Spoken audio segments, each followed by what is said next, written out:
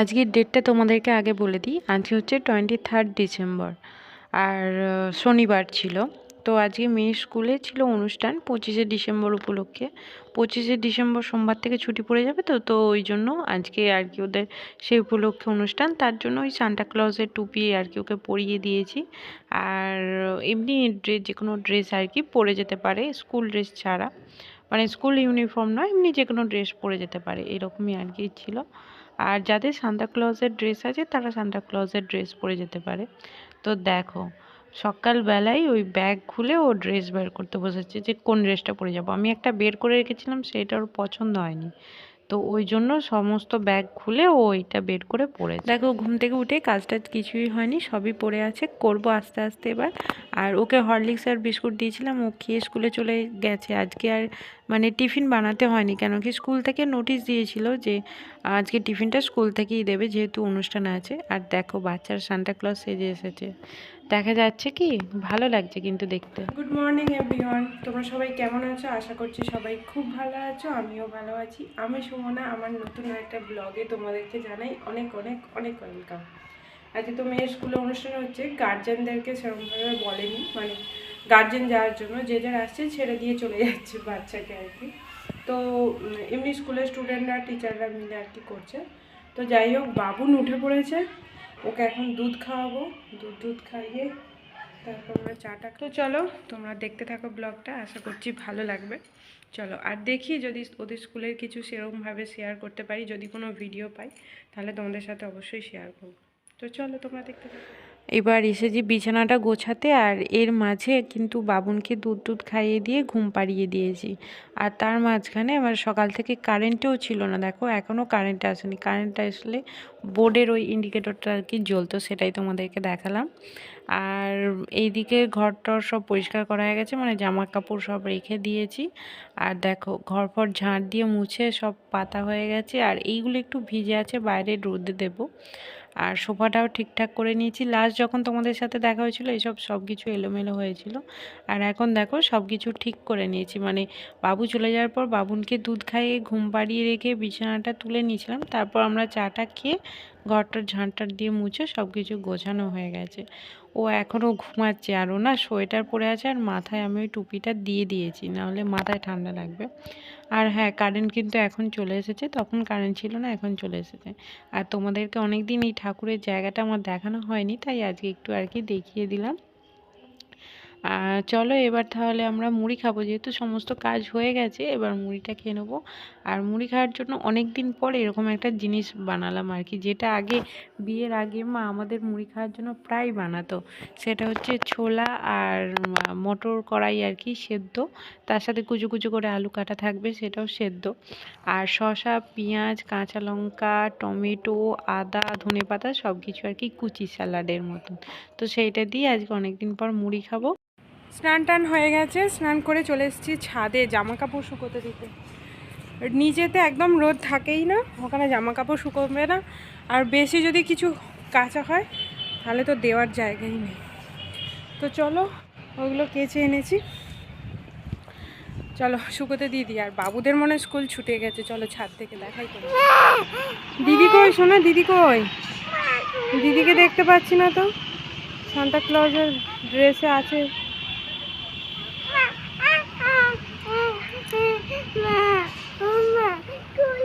কি হলো, কি হয়েছে? হ্যাঁ, আর তোমার মুখে ক্রিম লেগে ক্রিমগুলো মাখো নেই শোনা? আর হাতে পয়সা কেন? পয়সা কি হবে?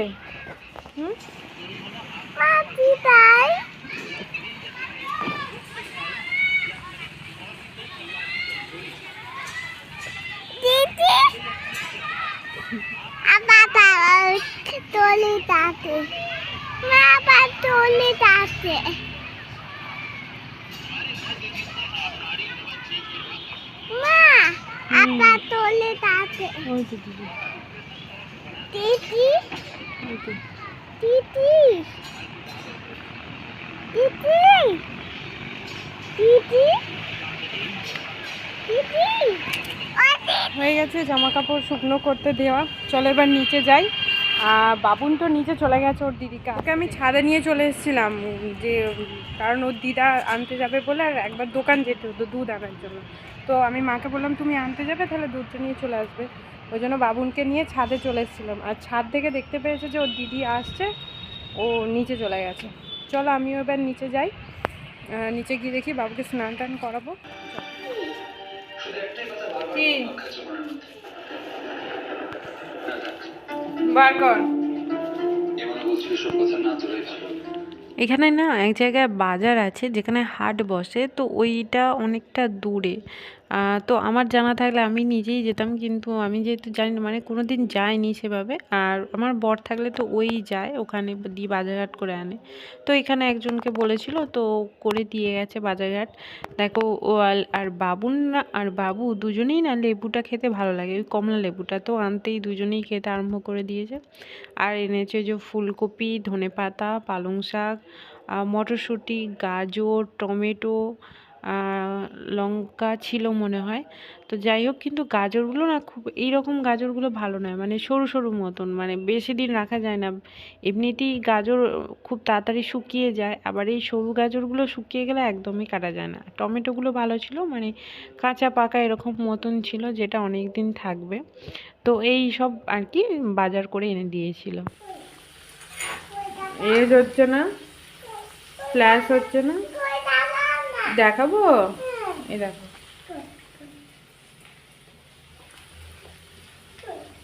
এই দেখো কি এটা, তুমি জানো না? এটা পাস্তা।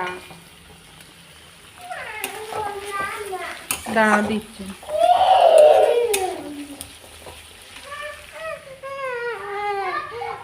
হুম,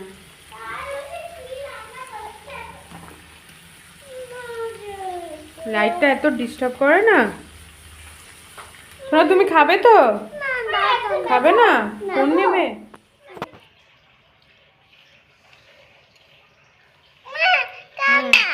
নাও, খাও, খাও। আমি নেবো?